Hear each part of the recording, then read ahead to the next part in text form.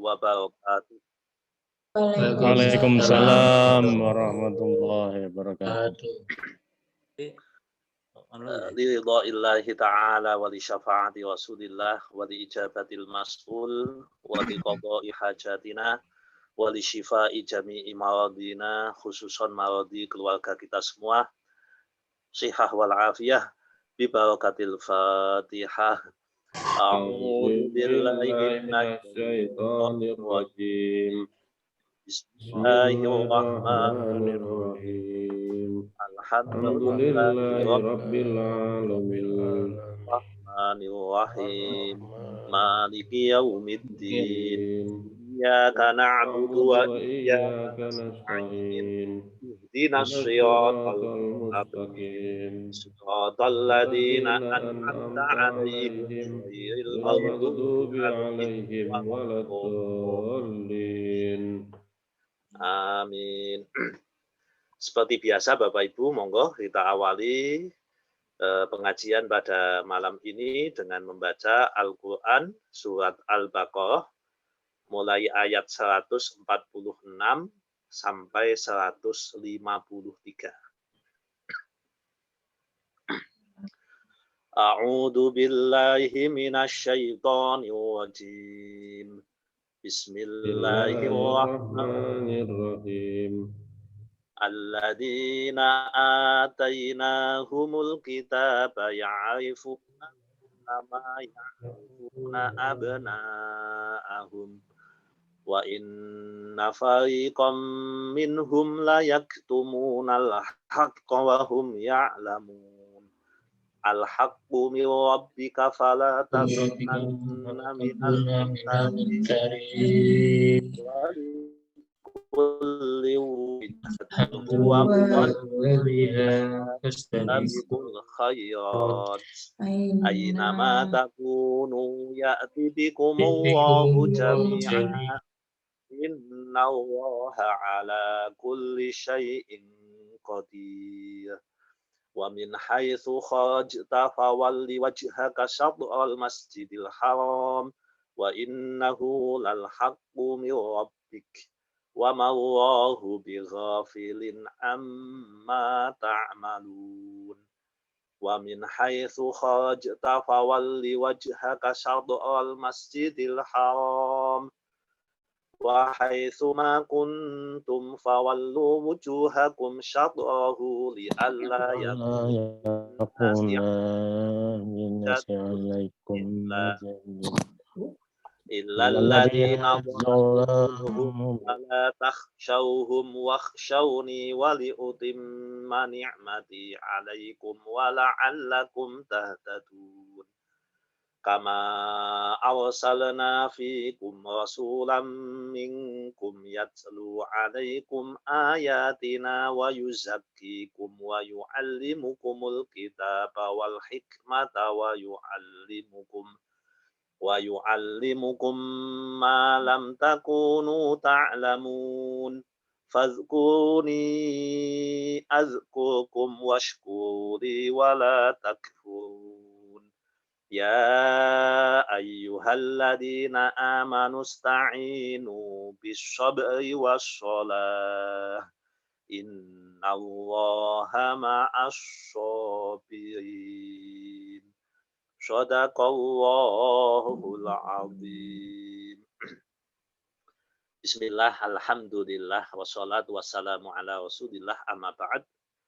Bapak Ibu, malam ini insya Allah kita akan membahas ayat 152 dan 153. Insya Allah dua ayat itu yang akan kita bahas. Fazkuruni azkurkum. Ingatlah kalian kepadaku, maka aku akan mengingat kalian. Washkuli, dan bersyukurlah kalian kepadaku, dan janganlah engkau mengkufuri atau mengingkariku. Yang 153, ya ayyuhalladzina amanu, yang beriman, sta'inu, bertolong kalian kepada Allah, bisabri dengan sabar, washolati dan sholat. Innallaha sesungguhnya Allah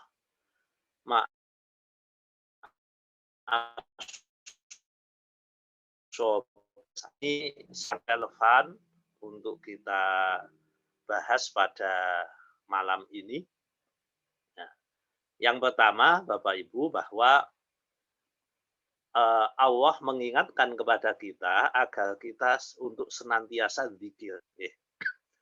Jadi zikir itu ada beberapa bentuk, Bapak Ibu. Yang pertama, ya dari sisi maknanya dulu. Zikir itu maknanya dua. Yang pertama, zikir itu maknanya nyebut. Jadi zikir itu maknanya nyebut. Allah, Allah, subhanallah, subhanallah. Itu namanya zikir, bil lisan, namanya nyebut. Nah, itu adalah zikir yang pertama kali. Yang diajarkan oleh Allah kepada kita adalah zikir dengan menyebut nama Allah dengan lisan. Yang kedua, zikir maknanya ingat. Jadi zikir itu maknanya ingat. Seperti yang disampaikan Allah di Quran, ala bidzikrillahi tatma'innul qulub. Ingat, dengan mengingat Allah, hati menjadi tenang. Nah, kalau tadi disampaikan oleh Bapak Ketua Takmir mengenai bagaimana kita melihat kondisi yang ada di lingkungan kita hari ini. Saudara-saudara kita sebagian ada yang sakit, atau mungkin bahkan kita pun saat ini dalam keadaan tidak enak badan.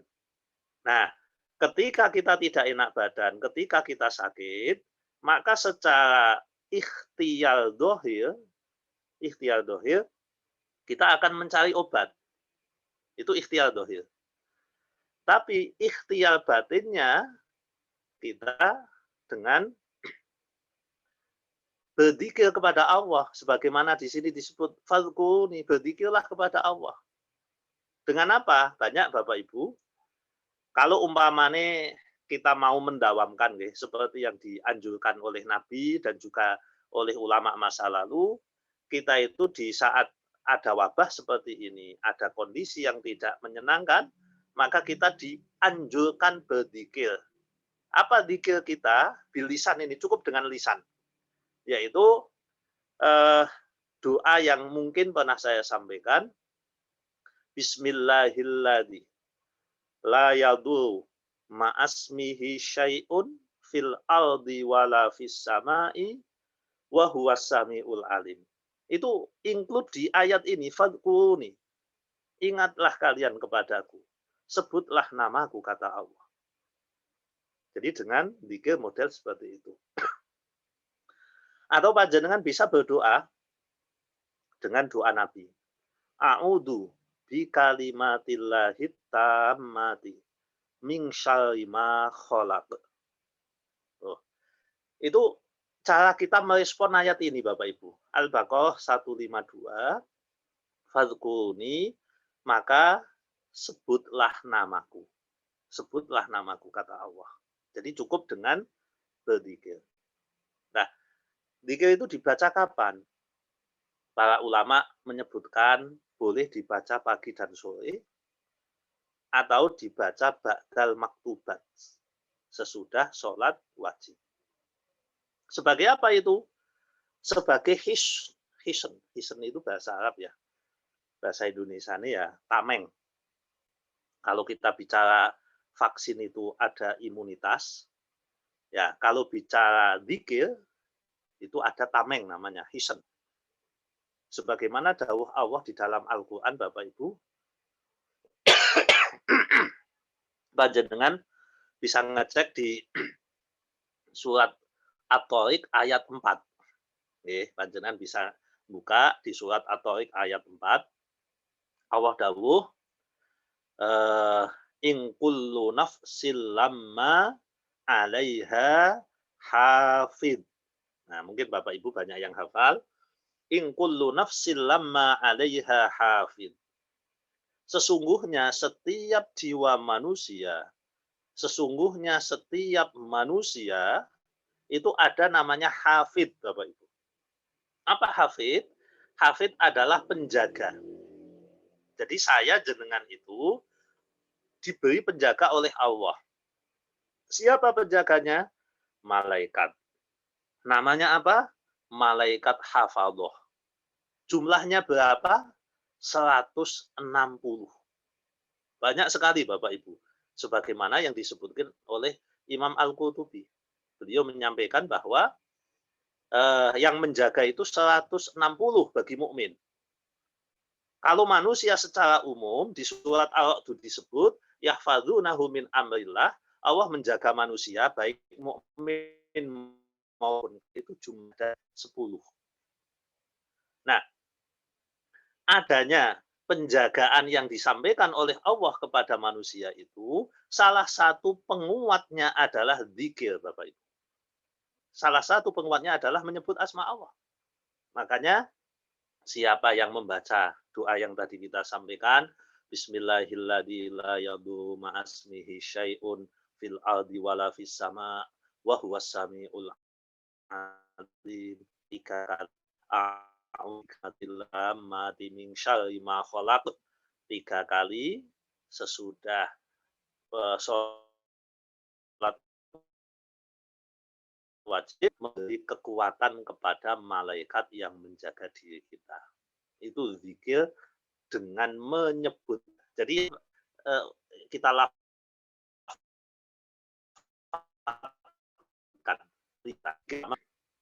Yang kedua, Bapak Ibu, zikir kepada Allah itu maknanya ingat. Nah,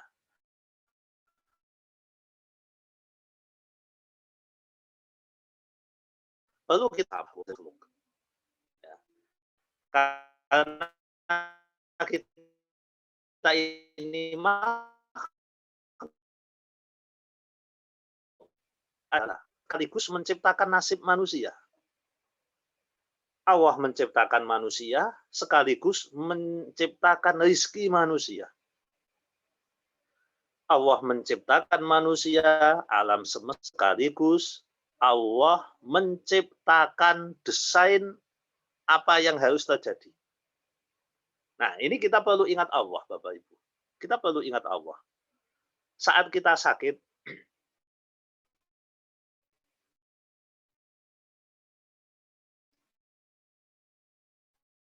Allah sakit, sakit bagi orang beriman adalah cara Allah kedekatan Allah. Dari perspektif ini, kalau kita mau mengingat ini, Bapak Ibu, maka sesungguhnya tidak ada yang susah bagi kita. Kenapa kita susah? Karena kita tidak ingat Allah. Kalau kita mengingat Allah, tidak akan susah, Bapak Ibu. Ala bidzillahi tatmainnul qulub. Ingat, dengan mengingat kepada Allah, hati menjadi tenang. Kalau hati kita kembungsung, sakit, musibah, kok kembungsung, itu menandakan bahwa memang kita belum berzikir dengan baik kepada Allah. Kalau kita berzikir dengan baik kepada Allah, kita tidak akan susah, Bapak Ibu. Kita tidak akan susah. Bagaimana kita susah? Wong itu minallah. Allah sampaikan dalam Quran di juz 2 itu, di surat Al-Baqarah juga ini nanti mungkin 3 lembar sesudah ini Allah sampaikan. Asa antakrahu syai'an wa huwa khairul lakum. Wa asa an tuhibbu syai'an wa huwa syarrul lakum. Jadi Allah sudah tegaskan pada kita agar kita itu berpikir menggunakan otak, Bapak Ibu. Menggunakan logika yang benar, Bisa jadi Anda membenci sesuatu padahal itu baik bagi Anda. Lalu itu harus zikir pada Allah. Kalau tidak mengingat Allah tidak bisa. Kita pikirannya cupet. Kalau tidak mengingat Allah itu ya kita melihatnya, loh, kok aku sakit? Salah apa saya? Nah, begitu. Tapi bagi yang mengingat Allah tidak begitu. Ya Allah,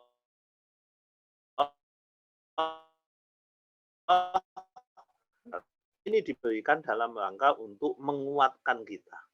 Itu harus kita yakinkan Bapak Ibu, apalagi di masa pandemi, di mana banyak orang sakit. Jangan sampai justru hal yang lain. Coba Bapak hari ini kita bahkan dari media sosial. Banyak sekali Bapak Ibu. Kenapa panjenengan tidak baca Quran daripada baca media sosial? Kenapa lebih baik mengingat sesuatu yang mengerikan daripada mengingat akan janji Allah? Nah, siapa yang mengingat Allah, maka Allah akan ingatkan dia. Ini ayat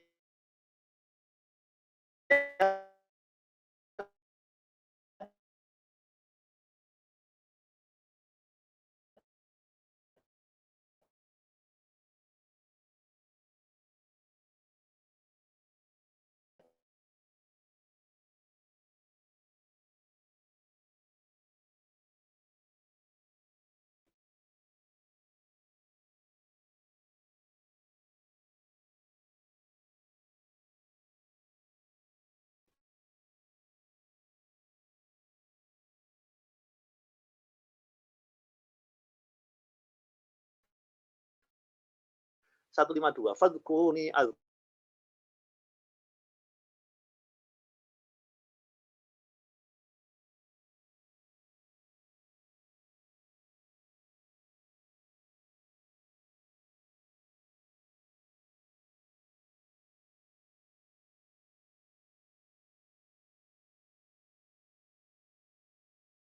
Baik.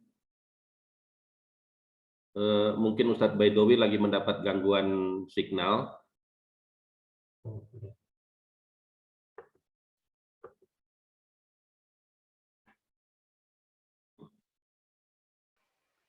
terputus Pak J. J, monggo Pak, sekarang sudah oke Pak. Oh ya, kok hilang sendiri. Matur nuwun. Kita lanjutkan Bapak Ibu. Jadi di ayat 152 Allah tegas, fadkuruni azkurkum. Berzikirlah kepada Allah, maka Allah akan zikir kepada Anda. Ingatlah kepada Allah, maka Allah akan mengingat Anda. Anda ingin diingat Allah, ingat kepada Allah. Itu hukum kausalitasnya begitu. Ya, itu udah disampaikan Allah dan kita yakin betul apa yang disampaikan oleh Allah.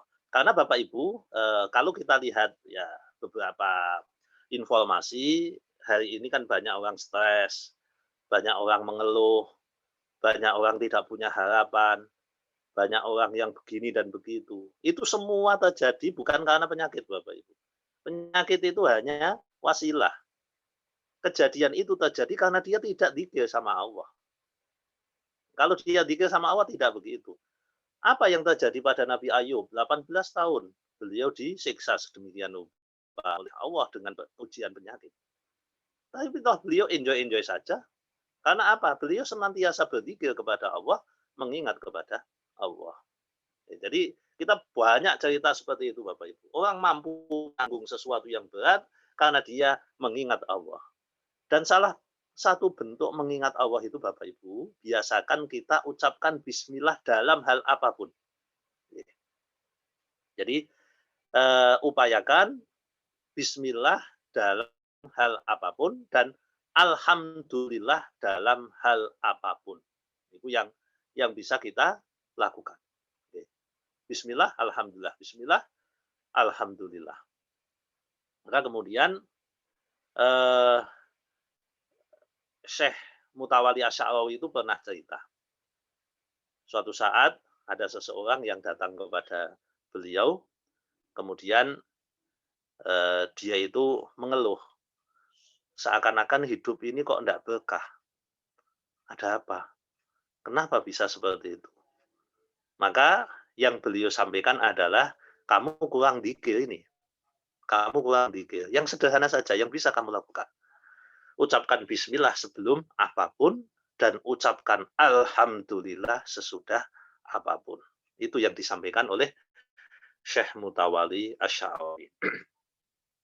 Bapak Ibu hadirin hadirat rahimakumullah, kita lanjut ayat itu. Fadhkuruni azkurkum washkuruli wala takfurun. Dan bersyukurlah kalian kepadaku, janganlah kalian mengingkariku atau kufur kepadaku. Nah, mengenai syukur itu Bapak Ibu, ya, syukur itu lawannya kufur ya, dalam konteks ini. Maka kufur itu belum tentu kafir ya. Kafir dalam arti yang kita maknai kafir kayak orang Arab begitu. Nanti kafir itu ada beberapa poin. Maka kita harus hati-hati dalam memahami kalimat kafir di dalam redaksi agama. Termasuk di sini. Jadi, syukur ada lawan kufur. Sebagaimana di surat Ibrahim itu ada, la in syakartum la azidannakum wa la in kafartum ada itu. Terus kemudian di ayat ini washkuri dan bersyukurlah kalian kepadaku wala takfurun, jangan kufur. Nah, syukur itu Bapak Ibu, pertama adalah syukur nikmat. Syukur nikmat. Banyak nikmat yang dilupakan manusia, sebagaimana dawuh Nabi, itu nikmat sempat dan sehat. Itu banyak dilupakan manusia. Maka saya jenengan yang diberikan kesehatan, syukuri. Ya Allah, matur nuwun. Dengan bersyukur, Allah akan menambahkan nikmat bagi kita semua. Tapi kalau Anda kufur terhadap nikmat Allah, maka yang terjadi adalah adab Allah itu lebih berat, lebih menyakitkan daripada sekedar ketidakkufuran, ketidaksyukuran kita itu. Maka Bapak Ibu, syukur perlu kita lakukan. Nah, syukur nikmat itu dengan apa? Sebagaimana dzikir, itu ada tiga tahap ya. Pertama syukur bil lisan dengan ucapan alhamdulillah. Yang kedua bil qalb, yaitu pengakuan bahwa nikmat itu semua minallah. Yang ketiga adalah dengan perbuatan, yaitu melakukan aktivitas yang diridhoi oleh Allah. Itu bersyukur kepada Allah, jalurnya itu ada 3. Bisa dengan ucapan alhamdulillah, bisa dengan pengakuan. Contoh begini Bapak Ibu, jenengan sehat ini, jenengan sehat. Terus katakan, wah saya sehat karena saya menjaga kesehatan saya. Saya sehat karena saya minum jamu, saya minum imunos, saya minum sesuatu. Nah, ketika pengakuan di dalam hati panjenengan menyebutkan bahwa itulah yang membuat Anda sehat, berarti Anda belum syukur. Jenengan bisa dikatakan syukur kalau begini, saya sehat karena Allah yang memberi kesehatan saya, wasilahnya dengan berolahraga, wasilahnya dengan makan bergizi, wasilahnya dengan minum minuman yang sehat. Nah, itu syukur Bapak Ibu. Maka kita harus tata hati ini, tata hati. Kita berolahraga itu ikhtiar dohir. Ya. Kita makan enak, makan sehat, itu ikhtiar dohir. Tapi hati, Bapak Ibu, hati ini hanya untuk Allah, tidak untuk manusia. Hati kita mengakui bahwa ini semua minallah.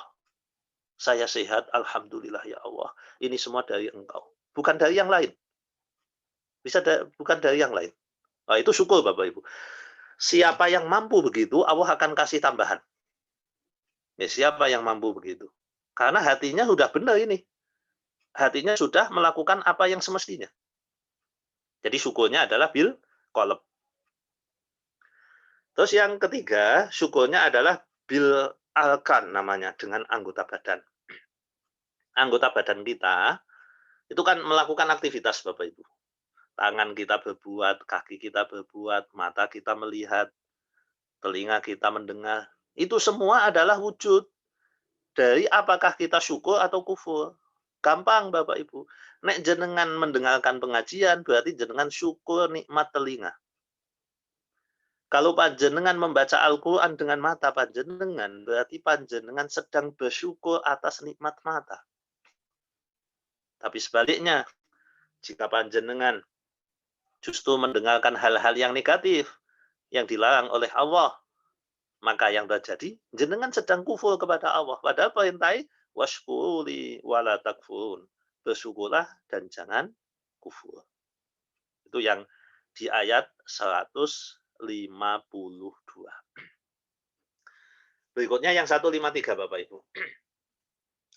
Ya ayyuhalladzina amanu sta'inu bis-sabri was-shalah.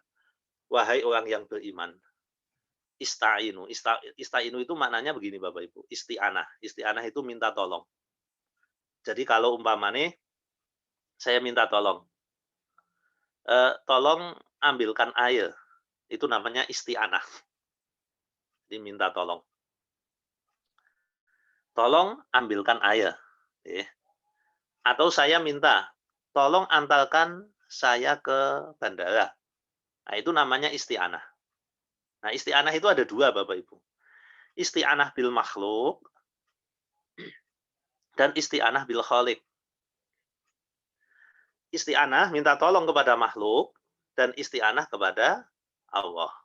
Nah, dua-duanya itu sesuai dengan aturan syariat, boleh dua-duanya. Jenengan isti'anah minta tolong kepada Allah. Ya Allah, tolonglah saya dari segala kesulitan dan mara bahaya. Itu boleh. Atau panjenengan minta tolong kepada makhluk. Bapak atau Ibu, saya ada bahaya. Tolong saya. Itu boleh. Jadi jangan sampai kita punya akidah yang keliru. Ketika menafsirkan contohnya surat Al-Fatihah. Di ayat berapa itu ya? Iyyaka na'budu wa iyyaka nasta'in. Ayat berapa itu? 5 apa berapa ya? Ayat 5 apa 6? Ya itulah. Iyyaka na'budu wa iyyaka nasta'in. Itu ada kalimat wa iyyaka nasta'in. Hanya kepadamu ya Allah kami minta pertolongan. Nah, jangan salah makna Bapak Ibu. Ada teman-teman yang kebablasan makna ini. Oh, berarti minta tolong hanya kepada Allah. Selain kepada Allah namanya musyrik. Oh, mboten. Tidak begitu maksudnya. Meminta tolong kepada hamba boleh? Boleh. Meminta tolong kepada manusia boleh? Boleh. Meminta tolong kepada apa ini? Jin. Nah, kepada jin boleh enggak? Nah, Nabi Sulaiman, Bapak Ibu, itu di Quran ada. Jadi saya mengutip dari Quran, tidak ngambil dari yang lain. Di dalam Al-Quran itu, surat Saba, Allah cerita. Jadi Nabi Sulaiman itu punya pegawai, punya pekerja dari golongan jin. Nah, jadi Nabi Sulaiman pernah meminta tolong kepada jin. Itu area permohonan kepada makhluk. Nah, area permohonan kepada makhluk itu, Bapak Ibu, mohon tolong ya maksudnya, bukan doa. Minta tolong kepada sesama makhluk, itu masuk kategori wa ta'awanu 'alal birri wat taqwa. Dan tolong menolonglah kalian dalam urusan kebaikan dan takwa. Nah, ini masuk situ Bapak Ibu. Itu namanya isti'anah. Karena orang sering salah persepsi. Gara-gara membaca surat Al-Fatihah, iyyaka nasta'in, lalu membaca kalimatnya tanpa diselesaikan dengan utuh, lalu mengatakan kufur kepada orang yang meminta bantuan kepada manusia. Padahal enggak, isti'anah itu ada teknisnya, ada caranya. Bahkan di ayat ini Allah sampaikan, wasta'inu, mintalah tolong kepada Allah.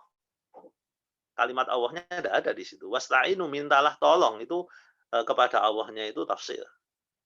Di Al-Baqarah 153 ini.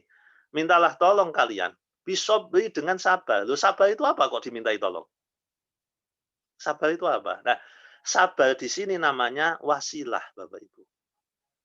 Jenengan pengen doa kepada Allah, pengen dikabulkan, maka caranya adalah dengan melakukan kesabaran. Ya, sabar itu artinya konsisten. Betah. Betah menghadapi sesuatu itu sabar. Nanti sabar aja ada dua Bapak Ibu. Sabar biasa dan sabar jamil namanya. Jadi ada sabar biasa, ada sabar jamil. Kalau sabar biasa itu mengaduh tapi tidak pada manusia. Jadi dia mengeluh di dalam hatinya itu mengeluh, tapi diem di dalam hatinya saja. Tapi kalau sabar jamil itu tidak mengadu, kecuali hanya kepada Allah.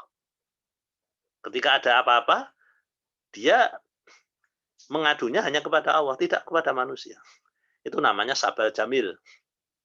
Makanya dulu ketika Rasulullah takziah, ada seorang ibu-ibu punya anak laki-laki, anaknya itu meninggal.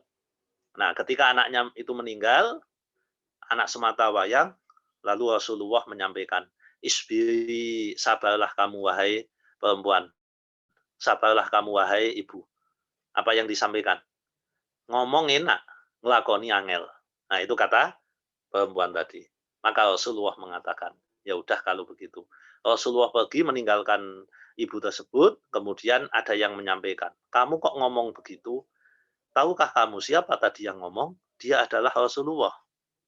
Kemudian si ibu tadi malu, menangis, lalu ngoyak Nabi. Ketika Nabi sudah ketemu, dia mengatakan, maafkan aku ya Rasulullah, saya tadi tidak tahu bahwa ternyata yang ngendikan adalah panjenengan. Oleh karena itu ya Rasul, saya mohon maaf dan saya akan sabar. Apa dawuhnya Nabi? As-sabru inda sadmatil ula, sabar adalah respon pertama. Nah, ini harus dilatih Bapak Ibu. Di sini kan disampaikan, ista'inu, mintalah tolong kalian kepada Allah, bisabri, dengan sabar. Itu harus dilatih. Tanpa latihan tidak bisa. Setinggi apapun tingkat akademik panjenengan, sabar tidak bisa kalau tidak dilatih. Karena ini skill, kemampuan rohani. Ini sabar ini termasuk kemampuan rohani yang diberikan oleh Allah kepada orang yang dipilih. Tidak setiap orang bisa sabar. Wong kita kadang menghadapi celaan dikit aja tidak sabar. Kita kadang menghadapi ocehan dikit orang lain aja tidak sabar. Kita hanya mendengar orang lain ngerasani kita tidak sabar, pengen ngamuk, pengen marah, dan sebagainya. Nah, ini menunjukkan siapa kita Bapak Ibu. Anda pengen meminta pertolongan kepada Allah, maka lakukanlah bisabri, dengan sabar. Yang berikutnya adalah wassalah. Mintalah tolong kepada Allah dengan sholat. Ya, kita sudah berkali-kali menyampaikan masalah sholat ini Bapak Ibu. Jadi sholat itu kan hal pertama yang akan ditanyakan oleh Allah. Saya berkali-kali mengingatkan kepada kita semua bahwa yang namanya sholat itu tidak boleh ditinggalkan dalam keadaan apapun. 5 waktu harus kita lakukan. Yang pernah kececer pada masa lalu dan kita sudah balik, kita kalau merujuk pada fikih mazhab Syafi'i wajib untuk mengqadha'nya. Kalau umpamanya kita 3 tahun dulu waktu muda pernah tidak sholat karena urusan apa ini dan itu, lalu sekarang ingat, ya monggo Bapak Ibu. Ya, monggo. Sholat adalah tanda utama mukmin. Sholat adalah hal pertama yang akan ditanyakan. Jadi pertama itu Anda tidak ditanyakan apa-apa. Oleh Allah ditanyakan, sholatmu piye? Itu yang akan ditanyakan oleh Allah, bukan yang lain. Allah tidak tanya sedekah jenengan Bapak Ibu. Allah tanya tentang sholat jenengan. Ayo sholat. Makanya Bapak Ibu, monggo anak-anak kita juga diajari sholat. Nabi itu perintah kepada kita sebagai mukmin. Perintah kepada kita sebagai mukmin agar ngajari anak 7 tahun untuk sholat. Jadi Bapak Ibu, anak-anak yang sudah 7 tahun wajib bagi orang tua untuk mengingatkan dia sholat. Tapi tidak boleh dipaksa. Tidak boleh dipaksa Bapak Ibu. Putra jenengan 7 tahun, perintahkan sholat. Kalau belum mampu, nah kita bisa dorong. Ya, kita boleh sedikit keras, tapi tidak sampai harus menghukum. Itu kalau umur 7 sampai 10. Ini wajib bagi orang tua, tapi tidak wajib bagi anak. Anak itu harus belum wajib sholat. Kalau umur 7 sampai 10. Kemudian, umur 10 tahun, orang tua wajib perintah kepada anak untuk melaksanakan sholat, dan wajib bagi orang tua memaksa. Nah ini Bapak Ibu. Jadi umur 10 tahun itu sudah harus ada paksaan. Kalau Bapak Ibu tidak memaksa, hanya menghimbau dan anaknya tidak sholat, anaknya tidak dosa. Tapi Bapak Ibunya yang dosa karena dia tidak menjalankan perintah Rasul. Jadi Bapak Ibu monggo, bagi Bapak Ibu yang masih punya anak-anak 7 sampai 10 tahun, 10 sampai balik, maka itu yang diperintahkan oleh Nabi kepada kita semua. Nah, begitu dia mulai balik, ya kapan balik? Balik itu tandanya bagi laki-laki ada 2, bagi perempuan ada 2. Kalau bagi laki-laki, pertama adalah mimpi basah. Yang kedua umur 15 tahun. Nah, Bapak Ibu harus ngecek kalau punya anak segitu. kalau dia pernah mimpi basah atau dia berumur 15 tahun, maka dia wajib untuk melaksanakan sholat. Orang tua tinggal dorong saja. Itu sudah balik berarti. Terus kemudian, bagi perempuan, balik itu ditandai dengan haid. Jadi kalau anak perempuan umpamanya kelas 6, kok sudah haid, berarti anak ini udah balik, Bapak Ibu. Kalau kelas 6 sudah haid, berarti sudah balik. Atau kalau belum haid, haidnya tertunda ya umur 15 tahun. Jadi satu di antara dua. Lah, orang tua wajib tahu ini. Anakku ke wis haid apa belum? Anakku ke wis mimpi basah atau belum? Nah, berarti ajaran agama kita mengajarkan orang tua itu punya komunikasi yang baik dengan anak. Tidak jauh. Jangan sampai kita itu sibuk bekerja, sibuk melakukan aktivitas, lalu anak kita malah dilupakan. Ini kesalahan besar sebagian masyarakat modern, di mana dia sibuk mencari harta. Katanya hartanya untuk membahagiakan anaknya, tapi anaknya sendiri tidak pernah diajari untuk hal-hal yang sifatnya baik. Tidak punya kedekatan. Padahal Nabi Yakub dengan anaknya itu kalau ngundang, ya bunayya, itu menunjukkan betapa dekat Nabi Yakub kepada anaknya. Anaknya kalau ngundang, seperti Nabi Yusuf itu mengundang Nabi Yakub, memanggilnya adalah ya abadi, duhai bapakku yang tercinta. Ada indikasi bahwa beliau berdua itu, Nabi Yakub dan Nabi Yusuf, punya hubungan batin yang kuat. Kenapa? Ya karena mereka saling mengenal satu dengan yang lain. Orang tua, itu masuk tadi. Masa ada orang tua sampai tidak tahu anaknya balik? Itu orang tua yang tidak sesuai dengan tugasnya. Tugas pokok dan fungsinya tidak dijalankan dengan baik. Jadi Bapak Ibu, perintah untuk sholat itu diawali dengan umur 7 tahun. Ya, 7 tahun kita ajari anak kita. Ya, jangan sampai 7 tahun belum diajari, belum bisa sampai ada waktu 3 tahun, umur 10 tahun, kemudian 10 tahun dipaksa. 10 tahun dipaksa, sesudah dipaksa, baru kemudian dia balik, silahkan. Kalau mau dia menjalankan apa yang sudah dilakukan. Karena banyak yang curhat ke saya, anak saya SMA kok susah sholatnya, saya tanya balik. Loh, Bapak waktu anaknya 7 tahun diajarin enggak? Wah, enggak Pak, lah itu kesalahan besar Anda. Jenengan kudu nyusuli. Jangan sampai anak-anak kita itu tidak sholat. Karena sholat itu perkara yang paling penting. Paling penting. Terakhir Bapak Ibu, di ayat 153, innallaha ma'as-shabirin, sesungguhnya Allah bersama dengan orang-orang yang sabar. Jadi kita itu memang harus sabar. Menghadapi musibah ya sabar, menghadapi ujian ya sabar. Ingat, semuanya itu desain dari Allah. Ya, termasuk COVID. COVID itu siapa yang memberikan? Allah. Konspirasi ada enggak, Pak? Ya, saya tidak tahu. Tapi yang jelas, tidak ada satupun kejadian, kecuali kejadian itu sudah diizinkan terjadi oleh Allah. Makanya ada ungkapan, Masya Allahu kan, wa malam yasha lam yakun. Apa yang dikehendaki Allah akan terjadi, dan apa yang tidak dikehendaki Allah tidak akan terjadi. Manusia tidak dapat mendikte Allah, yang bisa mendikte manusia adalah Allah. Jangan kebalik. Allah yang mendikte kita, bukan kita yang mendikte Allah. Lah Allah sudah memberi jalan. Anda ingin bersama dengan Allah?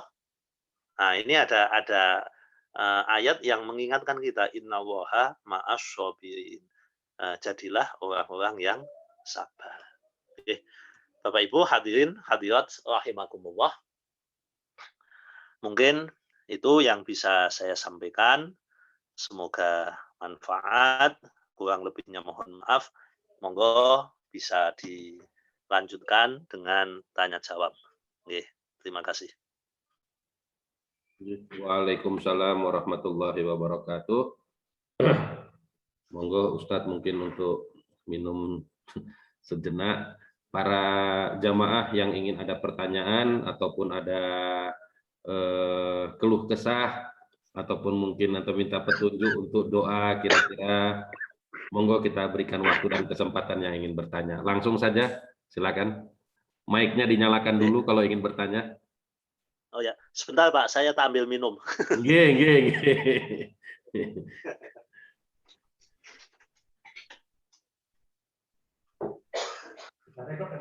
Rekor. Ya, ini juga ada kami record untuk pengajian malam ini, dan kalau selanjutnya juga kami tetap record dan kita akan berikan jikalau ada yang ingin meminta, atau kita akan share di grup nanti. Oh, Pak Tohar akan bertanya, Pak. Sekedap Pak. Ustadznya lagi itu Pak, lagi minum dulu sebentar Pak. Ya, sudah Pak. Oh, nggih, monggo Pak Tohar. Terima kasih Pak Ustadz. Ini tentang zikir atau doa yang sering untuk diamalkan.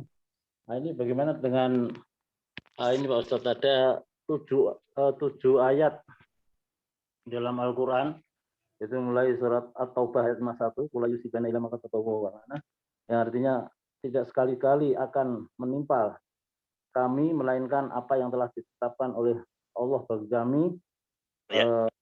Dialah pelindung kami dan orang-orang yang beriman harus bertawakal kepadanya. Dan ayat ini seterusnya, kemudian ada surat Yunus ayat 107 dan Hud ayat 6 dan 56. Kemudian ada Ankabut ayat 60 dan ayat 2, serta terakhir yaitu ayat surat Az-Zumar ayat 38. Nah, ini ada perintahnya untuk diamalkan setiap habis sholat 5 waktu. Mana lebih bagus dengan yang tadi Bismillah tadi Ustaz. Mohon penjelasan Ustaz. Oke. Gitu aja Pak. Oke. Oke, matur suwun. Bapak Ibu, ayat-ayat yang tadi dibaca itu ayat-ayat yang tadi dibaca. Mohon maaf, ini baterai saya kok berkurang, saya ambil tes dulu.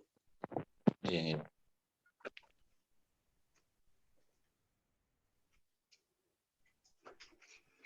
Taubah 51. Taubah 51, Yunus 107.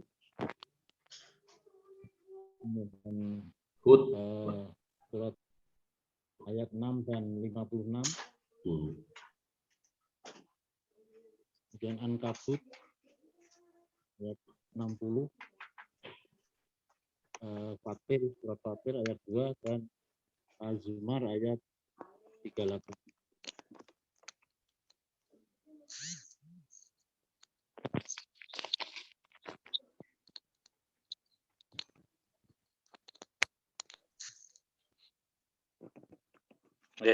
Ya, terima kasih Bapak Ibu. Ya. Ini yang ditampilkan ayat berapa ini? At-Taubah 51. Oh ya. Nah, yang At-Taubah 51 itu Bapak Ibu, itu cerita tentang perang Uhud itu. Jadi dulu itu ketika orang kafir mengolok-olok umat Islam, suatu saat orang munafik itu menyampaikan begini, kamu umat Islam, kenapa mau diprovokasi sama Muhammad? Akhirnya kan kamu mati. Ya, sebagian pada saat perang Uhud itu kan sebagian ada yang mati, ada yang luka-luka. Nah, dari situ kemudian Allah menurunkan ayat ini. Nah, yang ayat At-Taubah 51 itu, qul la yusibana illa ma kataballahu lana. Lah yang unik Bapak Ibu, ini jawaban Nabi Muhammad begini, qul katakan wahai Muhammad, la yusibana, tidak menimpa musibah kepada kami illa ma, kecuali barang kataballahu yang Allah telah tetapkan lana untuk kami. Jadi Bapak Ibu, ayat ini menunjukkan bahwa Allah itu menetapkan musibah untuk perbaikan umat Islam.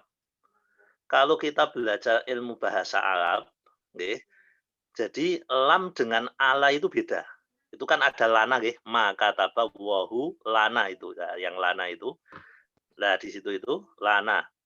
Itu lamnya itu maknanya adalah lam untuk kebaikan, Bapak Ibu. Saya contohkan yang lain, jangan mungkin yang hafal. laha ma kasabat wa alaiha Alaiha maktasabat. maktasabat. Ada tuh itu, nggih. Nah, laha itu kebaikan untuknya, wa alaiha itu kerusakan untuknya. Ini ulama ahli tafsir termasuk Imam Sya'rawi itu menyampaikan dalam ayat ini, Allah mengingatkan kepada kita bahwa musibah yang menimpa kita itu untuk kebaikan. Termasuk perang Uhud yang kalah itu. Perang Uhud yang kalah, karena ini konteksnya memang perang Uhud, itu semua adalah untuk perbaikan umat Islam. Maka Allah mengajarkan kepada kita, huwa maulana wa 'alallahi falyatawakkalul mu'minun. Dialah Allah yang menjadi pelindung kita, dan orang mukmin memang hanya bertawakal kepada Allah. Jadi yang saya soroti di ayat 51 ini justru adalah menggunakan makatabawahu lana. Kalimat lamnya itu menunjukkan kebaikan. Apa artinya? Berarti musibah bagi orang mukmin itu baik, Bapak Ibu. Musibah bagi orang mukmin itu memberi dampak positif. Nah, itu yang kadang tidak diketahui oleh orang lain. Nah, mengenai ayat ini kok dibaca habis sholat. Maksudnya kon ngiling-ngiling, Bapak Ibu. Jadi kita disuruh mengingat-ingat. Oh, ini loh. Tidak ada satupun musibah kecuali yang Allah telah tetapkan untuk kebaikan kita. Kapan ditetapkan? Menurut hadis riwayat Imam Muslim, itu 50.000 tahun sebelum penciptaan manusia, Bapak Ibu. Termasuk di ayat-ayat yang lain, itu memang ada beberapa informasi, tadi yang disampaikan ada beberapa ayat itu, ada informasi bahwa memang musibah itu terjadi bukan karena sebab-sebab dohir, Bapak Ibu.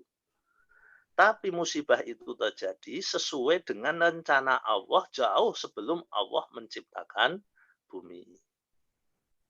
Atau mungkin yang ada di surat Al-Hadid itu ada, surat Al-Hadid ayat berapa itu? Allah sampaikan, jadi Allah sampaikan, ma asaba min musibatin fil ardi wala fi anfusikum illa fi kitabim min qabli an nabra'aha. Inna dzalika 'ala Allahi yasir. Tidak ada satupun musibah yang menimpa di muka bumi ini, kata Allah ini di surat Al-Hadid, ayatnya saya lupa, nggih. Jadi ayat berapa? Di situ disebutkan tidak ada satupun musibah yang menimpa di muka bumi ini dan juga yang menimpa diri Anda. Jadi menimpa di bumi apa?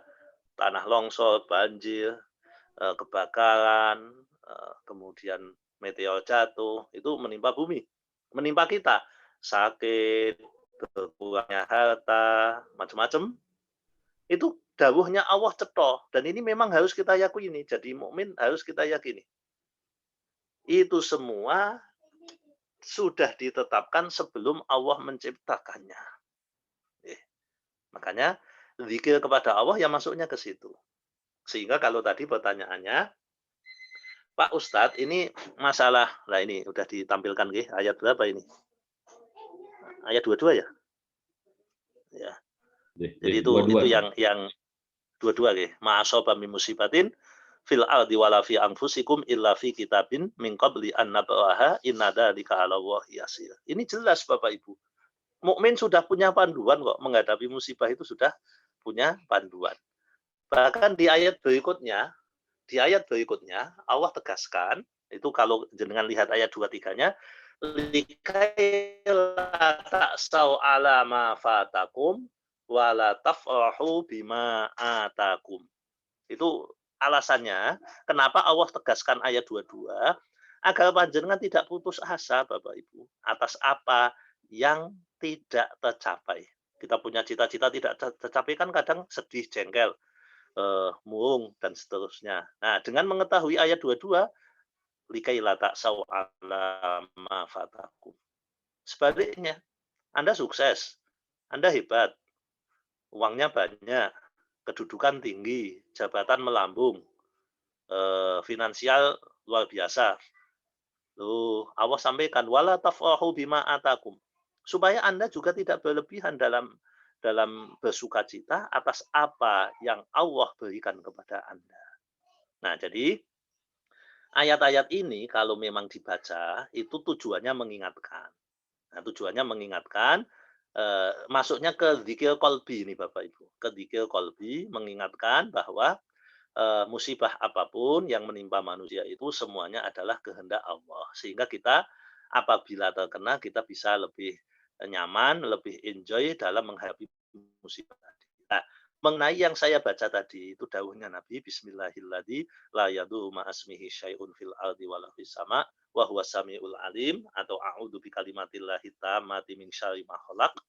Itu semua adalah zikir atau nyebut dengan lisan dalam rangka meminta kepada Allah agar kita dijauhkan dari musibah. Jadi beda Bapak Ibu. Yang tadi ditanyakan, ayat-ayat tadi, itu tujuannya adalah membuat kita merenung. Oh iya ya, ternyata musibah itu sudah direncanakan Allah jauh sebelum ini. Artinya ini bukan kesalahan saya. Bukan kesalahan saya. Ini memang terjadi atas rencana Allah yang sudah lalu. Nah, jadi kita tidak berlebihan sedih. Jadi bedanya itu Bapak mengenai apa? Mengenai ayat yang tadi jenengan tanyakan itu lebih ke arah zikir bil qalb, mengingat Allah atas apa yang terjadi pada diri kita, sementara yang bismillahilladzi la yadurru ma'asmihi syai'un fil ardi wala fis sama'i wa huwas samiul alim itu lebih cenderung ke permohonan kepada Allah agar kita dijauhkan dari mara bahaya. Nih, kurang lebih begitu Bapak. Terima kasih. Jih, matur nuwun Ustadz Baidowi. Apakah ada yang lain bertanya, ada ide? Pak Agus, ada pertanyaan Pak Agus? Atau mungkin yang lain, monggo langsung mic-nya dinyalakan, tidak ada masalah. Pak Cipto sudah nyalakan mic Pak, monggo.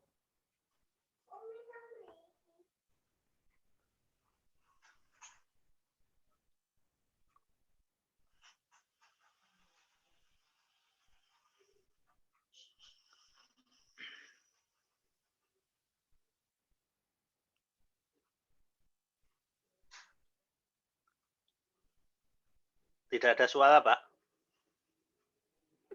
Monggo Bapak Ibu yang akan bertanya, kami berikan kesempatan lagi. Pak Cipto akan bertanya Pak, sudah di on mic-nya. Pak Cipto atau Ibu Retno Pangestuti. Ya, Assalamualaikum warahmatullahi wabarakatuh. Waalaikumsalam. Terima kasih kesempatannya Pak. Yang ingin saya tanyakan mungkin masih terkait tadi jawaban penjelasan dari Ustadz tadi tentang musibah, yaitu bagaimana memahami Quran surah Asy-Syura ayat 30 yang bunyinya dan musibah apapun yang menimpa kamu adalah karena perbuatanmu sendiri dan Allah memaafkan banyak dari kesalahan-kesalahanmu. Jadi ayat ini yang sering digunakan orang ketika misalnya ada musibah lalu sebenarnya kemudian meminta kita kemudian introspeksi tadi ya Pak, seperti yang Bapak jelaskan tadi. Hanya kan jadinya seperti ada kontradiktif. Yang satu ayat tadi menjelaskan bahwa semuanya sudah Allah gariskan, tapi di sisi lain ada juga ayat yang mengingatkan bahwa musibah-musibah yang kita alami itu sebenarnya dari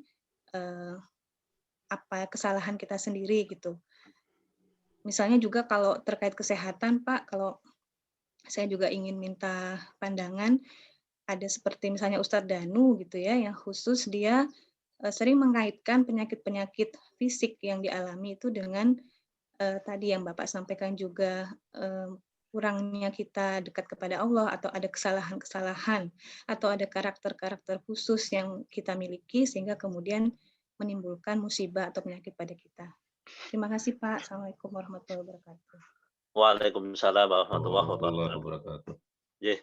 Terima kasih untuk ayat yang tadi ditanyakan, wa ma asobakum min musibatin fabima kasabat aydikum wa ya'fu an katsir. Dan tidak ada musibah yang menimpa kalian semua kecuali disebabkan karena apa yang dilakukan tanganmu, dan Allah memaafkan banyak hal. Jadi Bapak Ibu, berkaitan dengan ayat ini memang menyendiri dibanding dengan ayat tadi yang jumlahnya lebih banyak. Jadi kita sering melihat bahwa ayat ini seakan-akan ada kontradiksi. Padahal agama menjamin tidak ada kontradiksi antara satu ayat dengan ayat yang lain.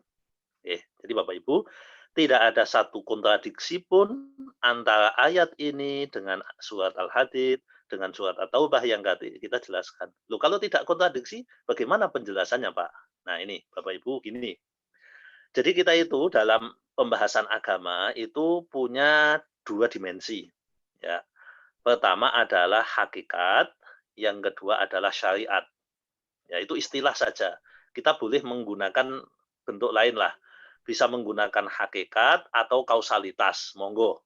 Itu istilah ya. Saya menggunakan istilah hakikat syariat itu meminjam istilahnya ulama tasawuf.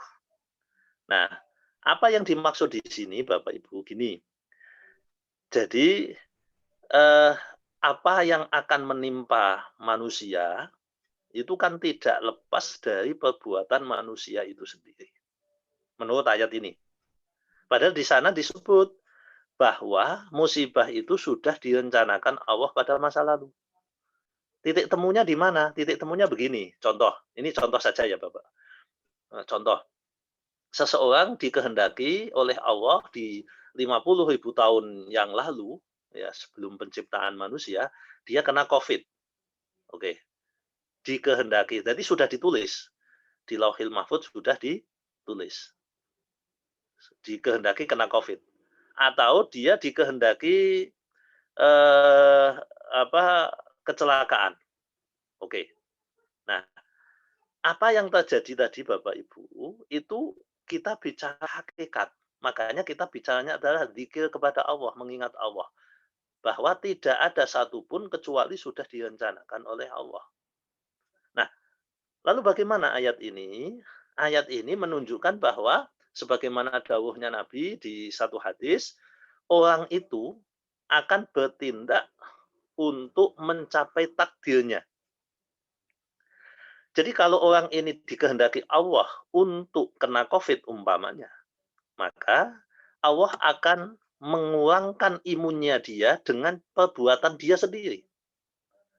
Allah akan membuat dia lalai, ketemu orang tidak pakai masker, tidak pakai hand sanitizer, sehingga perbuatan-perbuatan itu menjadi kausalitas, menjadi penyebab zahir bahwa dia akhirnya kena COVID. Tapi kita kan tidak boleh berpikir hanya di situ. Kita berpikir bahwa hakikatnya itu minallah. Apa yang terjadi pada kita itu ya kelalaian kita. Cuma kelalaian kita yang tadi disebutkan itu semuanya adalah untuk mencapai takdirnya Allah. Nah, ini yang memang harus kita pahami secara utuh dan secara cermat. Jangan sampai begini Bapak Ibu. Karena di dunia Islam itu ada pemikiran, dua kutub pemikiran yang bertentangan. Yang satu terlalu mendewakan ayat ini. Surat Asy-Syura ayat berapa ini? Ayat 30 ya. Nah, surat ayat 30 Bapak Ibu biasanya disambungkan dengan di juz 13 itu Allah tidak akan mengubah nasib atau keadaan suatu kaum sampai kaum itu mengubah keadaannya mereka sendiri. Nah, itu biasanya dalil itu terlalu bombastisasi dalil namanya. Jadi dalil itu diulang-ulang sehingga menafikan dalil yang lain. Biasanya yang seperti itu adalah kaum rasionalis. Ya, biasanya akidahnya mengikuti Mu'tazilah. Nah, Mu'tazilah atau Qadariyah. Jadi dia akan mengatakan tidak ada satupun kejadian kecuali semuanya sebabnya adalah kausalitas. Orang bisa sakit ya karena teledor. Orang bisa celaka ya karena dia sendiri melakukan hal itu. Artinya campur tangan Allah tidak signifikan di situ. Nah, sebaliknya ada kaum namanya Jabariyah tidak mau menggunakan Asy-Syura ayat 30. Dia mengatakan bahwa semua kejadian itu dari Allah. Jadi saya ya Kalau saya ditakdirkan baik ya jadi baik, kalau jelek jadi jelek. Dia tidak mau usaha. Kalau tadi mengandalkan usaha, kalau ini tidak mengandalkan usaha sama sekali. Nah ini kaumnya namanya Jabariyah. Kita tidak dua-duanya Bapak Ibu. Kita itu Ahlus Sunnah. Ahlus Sunnah menggunakan ayat ini, ayat 30 surat Asy-Syura, bahwa itu semua adalah sabab-sabab dohir. Sabab-sabab dohir. Tapi sabab-sabab batin adalah apa yang ditakdirkan oleh Allah. Sehingga sabab dohir ayat 30, cara kita adalah introspeksi. Kenapa saya kepleset kulit pisang? Karena melakune jalannya saya itu tidak fokus. Berarti itu sebab dohir. Kenapa saya kepleset kulit pisang? Karena Allah mentakdirkan saya untuk ini. Takdir bisa diubah? Bisa, Bapak Ibu. Jadi takdir, kita bisa memilih antara takdir A dengan takdir B. Dulu ketika Umar bin Khattab mau pergi ke Syam, waktu itu Syam sedang ada, ya kayak kita lah, wabah namanya Amwash. Waktu itu pimpinannya namanya Abu Ubaidah bin Jarrah. Kemudian di tengah jalan, Umar bin Khattab mendapat info bahwa di sana sedang ada wabah. Apa yang dilakukan Umar bin Khattab? Umar bin Khattab menyampaikan, kita akan berembuk dulu apa yang terbaik. Apa kita tetap ke Syam atau kita pulang. Akhirnya terjadi perdebatan, dan Umar bin Khattab memilih kembali ke Madinah. Salah satu sahabat tanya, wahai Umar bin Khattab, apakah engkau akan menghindari takdir Allah? Kalau kita kena, ya jatai kena. Kalau tidak kena, ya jatai tidak kena. Itu pemikiran Jabariyah itu. Kalau kita ketemu dengan orang yang berpenyakit, kok jadwal kita tidak kena, kan tidak akan kena. Tapi Umar bin Khattab menyampaikan, oh tidak begitu. Ini adalah bagian dari takdir Allah. Dan saya berusaha menghindar dari takdir jelek menuju takdir baik. Nah ini kolaborasi antara surat Asy-Syura ayat 30 dengan surat At-Taubah ayat 51 atau tadi surat Al-Hadid ayat 22. Jadi tidak kontradiksi. Ini sebab dohir, ini asbab batin. Maka yang tadi kita sampaikan adalah dalam rangka zikir, mengingat kepada Allah bahwa ini semua adalah kehendak Allah. Itu kan kalau sudah terjadi Bapak Ibu. Kalau sudah terjadi, itu yang bisa kita lihat. Oh iya, berarti ini memang dikehendaki Allah sebelum saya lahir memang akan terjadi seperti ini. Tapi sebelum terjadi kan kita tidak tahu. Nah berarti kita ketika ada satu musibah, kita melihat dari dua perspektif tadi. Nah, mengenai Ustadz Danu yang menyampaikan tadi, itu testimoni, bukan dalil. Jadi apa yang disampaikan Ustadz Danu itu, ya pro kontra antara para ulama. Artinya itu bukan dalil Bapak Ibu, karena Islam tidak secara spesifik mengajarkan kepada kita bahwa orang yang melakukan ini maka dia akan mendapat penyakit ini. Itu kan riset, pengalaman beliau ketika beliau melihat ini kok begini, lalu di riset akhirnya begitu. Tapi kalau Qur'annya sendiri tidak. Ya, Quran itu tidak secara spesifik begitu. Bahwa ada beberapa hadis atau beberapa ayat yang menjelaskan tentang balasan, balasan seperti di Quran ada ayat wa jazaa'u sayyi'atin sayyi'atum mithliha. Balasan atas kejahatan adalah kejahatan yang setimpal. Atau perbuatan baik, sedekah contohnya. Perumpamaan orang yang berinfak di jalan Allah seperti orang yang menanam satu biji. Biji menumbuhkan 7 bulir, kemudian menumbuhkan 100 biji. Artinya orang yang bersedekah di jalan Allah itu akan dibalas 700 kali lipat.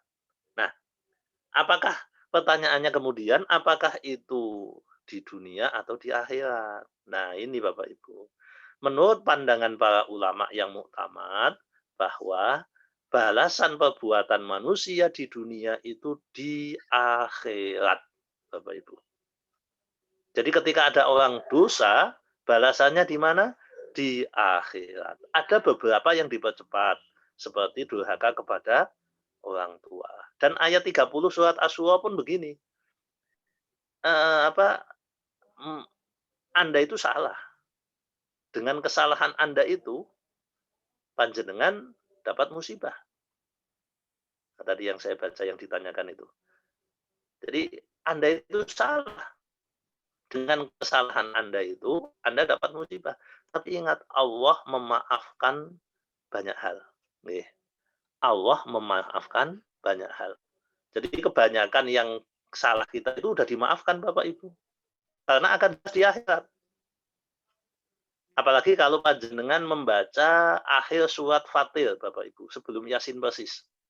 Itu agar menguatkan kita bahwa perbuatan kita itu balasannya tidak di dunia.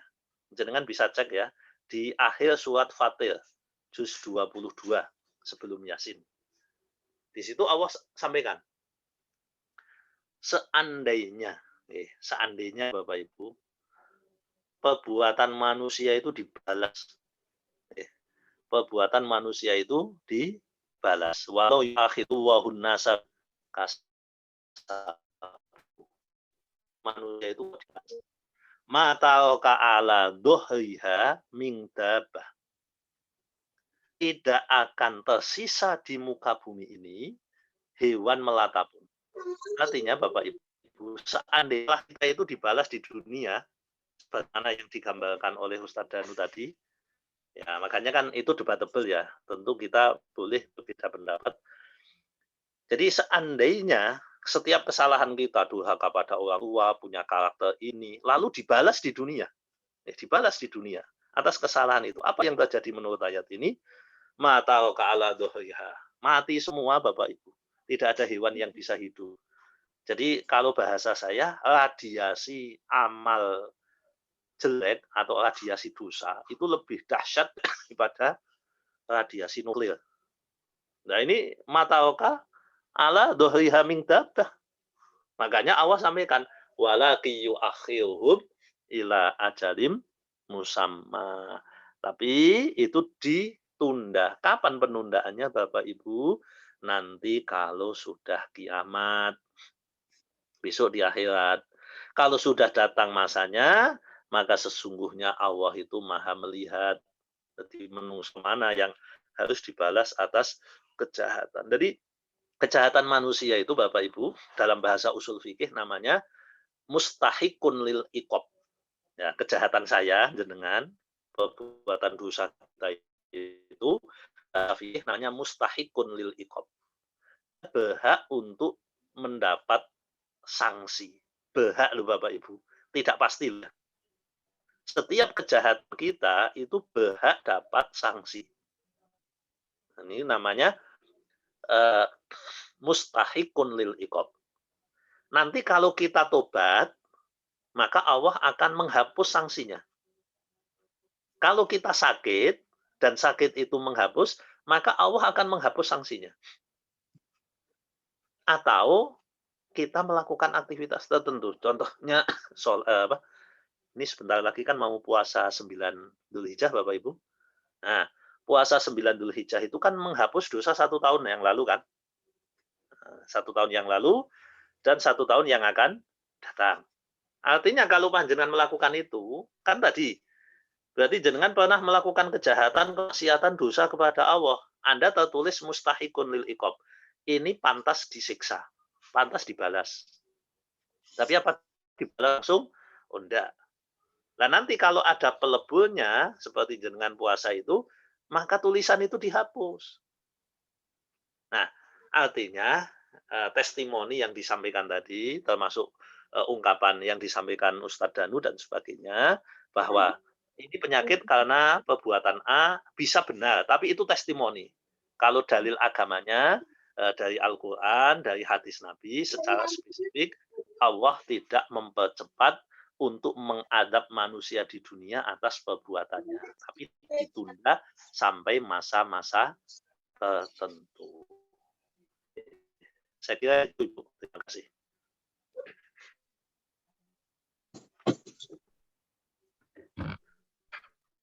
Matur nuwun Ustadz Baidowi atas jawabannya. Mungkin masih ada lagi Bapak Ibu yang ingin bertanya?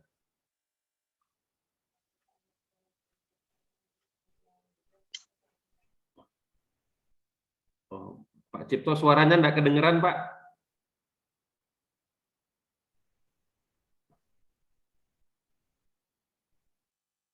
Belum kedengeran nih, Pak, suaranya.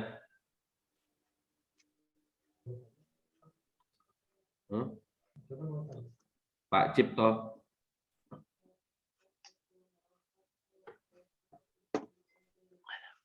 Belum terdengar, Pak.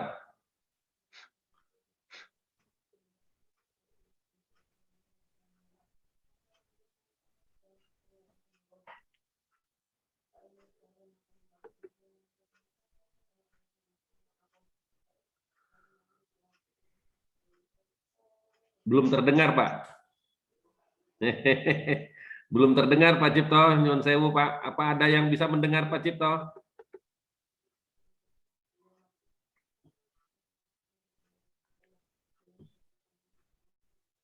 Mic-nya mungkin dibesarkan. Kalau dari sini sudah kelihatan, Pak. Mic-nya sudah kelihatan. Sudah oke, di on, tapi kok enggak kedengeran ya? Saya mute dulu, Pak, baru saya unmute lagi ya, Pak ya.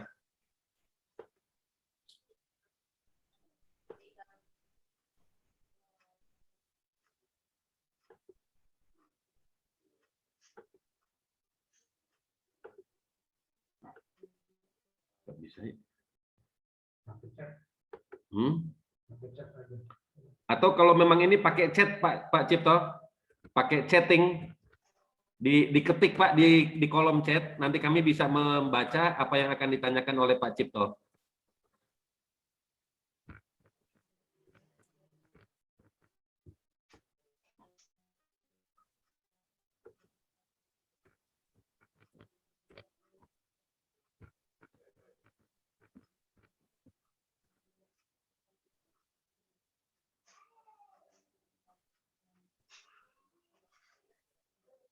Monggo Bapak Ibu, kalau masih ada pertanyaan lagi yang lain sambil menunggu Pak Cipto sementara mengetik.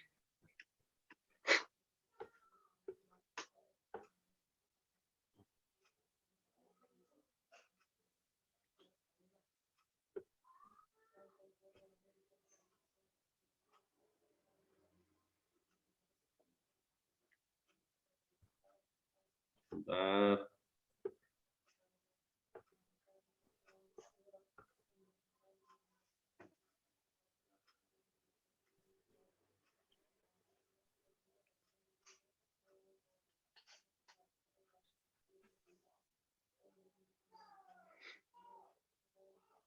Ustadz Baidowi masih mendengar kami, Ustadz? Masih, nggih. Nggih. Berarti ya, berarti Pak mikrofonnya dari Pak Cipto nggih, Pak ya, yang belum ini. Ya, kayaknya itu masih unmute, Pak. Ini saya sudah minta unmute malah.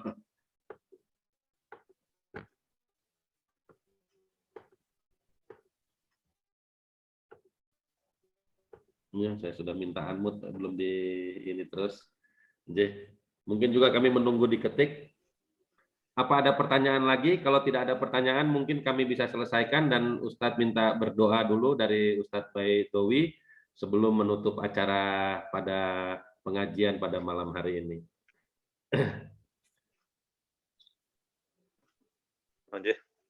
Berarti kita tutup Bapak Ibu, nggih. Telepon Pak Ali? Oh, sudah masuk di pertanyaan di chat kayaknya. Mana paling nggak kelihatan? Ya, silakan Pak Ali.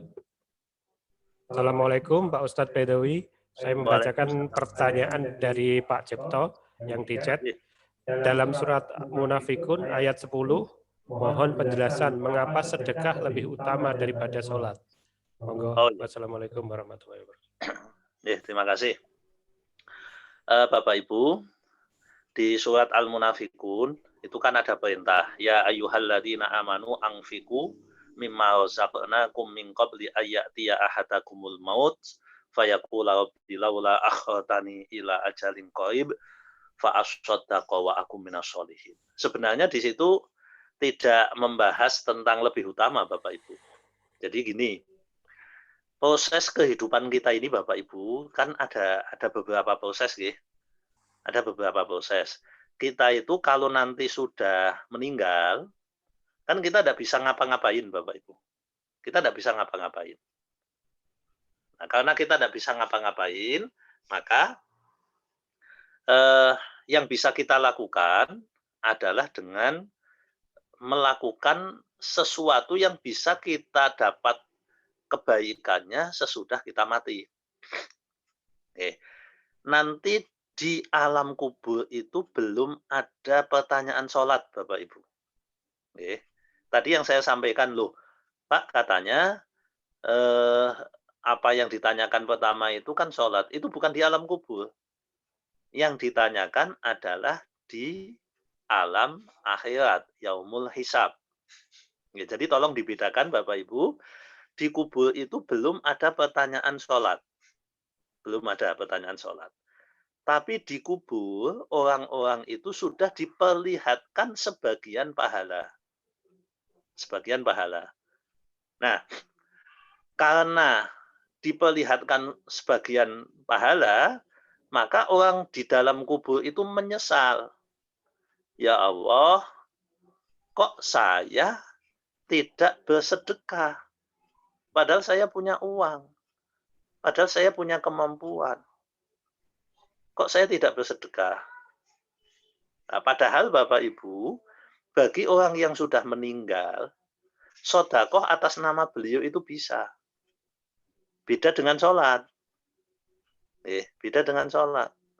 Umpamane nuwun sewu nggih, panjenengan punya mbah atau bapak, beliau meninggal, beliau tidak sholat. Bolehkah panjenengan menggantikan sholatnya? Dijawab, tidak boleh. Tapi kalau kita kemudian punya uang, lalu kita bersedekah. Saya sedekah sebanyak 1 juta, saya niatkan untuk bapak ibu saya yang sudah meninggal, itu bisa. Nah, itu bisa.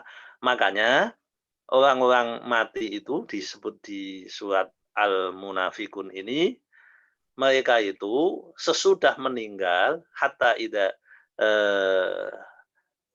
fayakula, mana tadi? Wa anfiqu mimma razaqnakum min qabli ayati ahdakum maut fayaqula rabbi laula akhartani ila ajalin qarib. Itu bagi orang mati.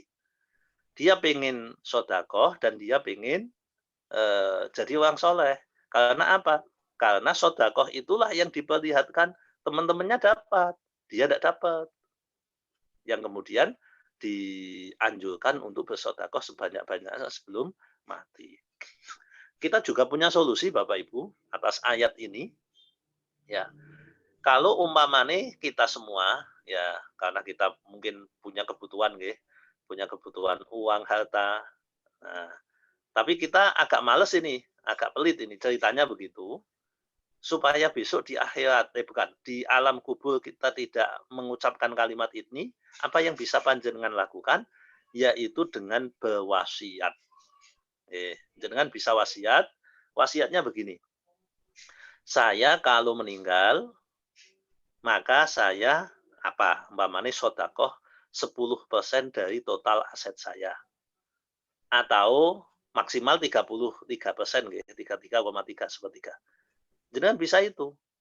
Nah, ketika panjenengan meninggal, lalu panjenengan kan pengen sedekah, otomatis panjenengan dapat sedekah, wong namanya wasiat itu sedekah sesudah meninggal. Nah, jadi bisa kita upayakan dengan itu. Jadi nuwun sewu, kalau pertanyaan tadi, kok di ayat ini seakan-akan lebih tinggi nilai sedekah daripada sholat, itu tidak begitu. Jadi konteksnya berbeda. Konteksnya berbeda. Orang yang tidak sedekah, dia akan menyesal di alam kubur karena dia masih punya kesempatan. Bandane itu masih, Bapak Ibu. Dia begitu masuk kubur kan uangnya masih, tapi diambil oleh keluarganya, jadi warisan, terus kemudian pewarisnya tidak bersedekah atas nama dia, itu yang membuat dia susah. Nah, kalau sholat kan enggak, sholat enggak begitu. Oke. Jadi bukan sedekah lebih utama daripada sholat. Tetap secara akumulatif bahwa sholat lebih utama daripada sedekah. Kalau sholat wajib lebih utama daripada sedekah wajib. Kalau sholat sunnah lebih utama daripada sedekah sunnah. Demikian. Matur nuwun. Oke, Bapak Ibu, apa masih ada pertanyaan lagi? Monggo. Atau masih ada terakhir satu pertanyaan sebelum kita akan membaca doa.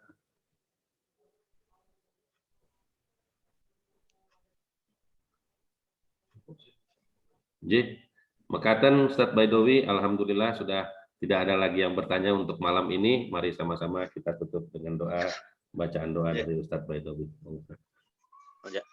Terima kasih Bapak Ibu. Sebelum kita baca doa, kita baca Fatihah satu kali. Yang pertama untuk kesehatan, kesembuhan kita semua, keluarga kita semua. Apabila ada tetangga, teman, haditulan kita yang sedang sakit, semoga Allah berikan mereka kesembuhan, Allah berikan mereka kesabaran, Allah muliakan mereka dengan kemuliaan di dunia wal akhirah. Dan mungkin kita sendiri yang punya hajat Allah kabulkan. Yang kita punya masalah, semoga Allah selesaikan masalah kita bi barakatil Fatihah. Bismillahirrahmanirrahim. Alhamdulillahi rabbil alamin. Ar-Rahmanir Rahim, Maliki yaumiddin. Iyyaka na'budu wa iyyaka nasta'in. Ihdinas siratal mustaqim. Siratal ladzina an'amta 'alaihim ghairil maghdubi 'alaihim waladdallin. Amin. Bismillahirrahmanirrahim.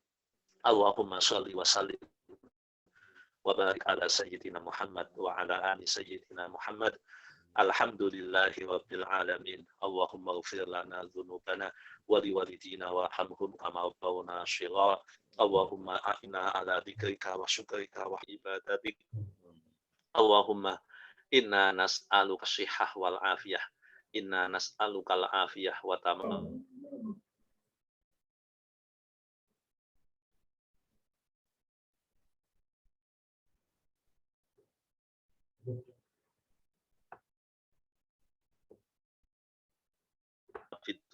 Rabbana atina min ladunka rahmatan wa hayyi' lana min amrina rasyada. Rabbana zalamna anfusana wa illam taghfir lana wa tarhamna lanakunanna minal khasirin. Rabbana atina hasanah wa fil akhirati hasanah wa qina adzabannar. Subhanaka Allahumma wa bihamdik asyhadu an la ilaha illa anta astaghfiruka wa atubu ilaik. Wa sallallahu ala sayyidina Muhammad walhamdulillahi rabbil alamin. Terima kasih, kurang lebihnya mohon maaf. Assalamualaikum warahmatullahi wabarakatuh. Waalaikumsalam warahmatullahi. Matur nuwun kami ucapkan sekali lagi kepada Ustadz Baidowi, semoga apa yang telah diberikan dan telah diajarkan menjadi amal jariah untuk beliau, dan semoga kiranya seluruh ayat-ayat yang kita pelajari pada malam hari ini akan menambah iman dan takwa kepada kita semua. Sebelum kita live dari Zoom meeting ini, mari sama-sama kita berdoa setelah belajar ayat-ayat suci Al-Quran. Allahumma rahmana bil Quran waj'alhu lana imaman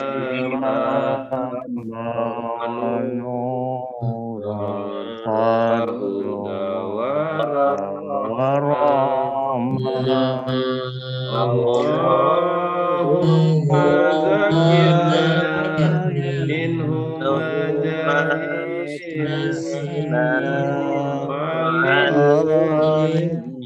minhu majahilna warzuqna tilawatahu